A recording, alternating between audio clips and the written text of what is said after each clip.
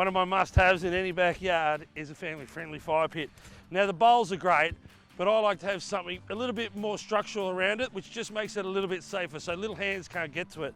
Things to consider: far enough away from the house, nothing above it to catch on fire, water's readily available nearby, the tap's just on the corner there. And the best thing about this is as much fun it is to make as it is to sit around. Good little weekend job.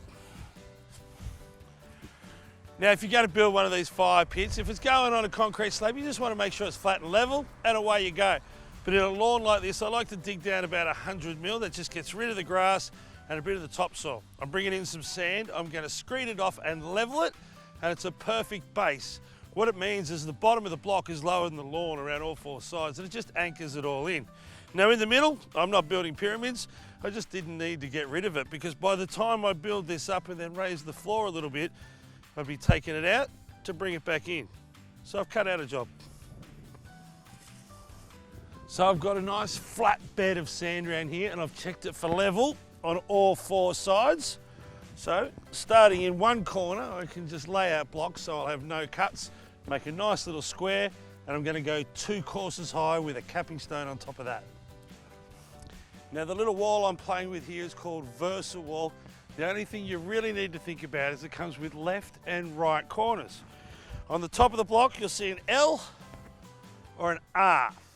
That's an R for right, and this is an L for left. It just means that when you lay them, you got a nice face on the half and on the full, and the same with the right there. On the last course, you just need to knock the lugs off the top course of the Versawall, but it's dead easy. You do it with a trowel, just hit in, it falls in, sweep it off, and you can lay the header course down. Instead of using adhesive, we recommend you use sand and cement for this final course to put the header down, purely and simply because it's heating up, it's going to shrink and expand, and the adhesive could send off some smelly gases. Nothing dangerous, but the sand and cement, it won't send off any at all. Now this definitely is a statement, and it is a family-friendly fire pit. I can't wait to see what it looks like when the sun goes down and the flames come up.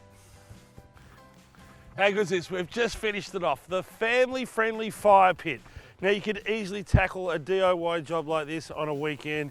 It's fun to build, skill level is entry level, but as far as a piece for the family to enjoy with the future, I can see myself spending many a night out here getting comfortable.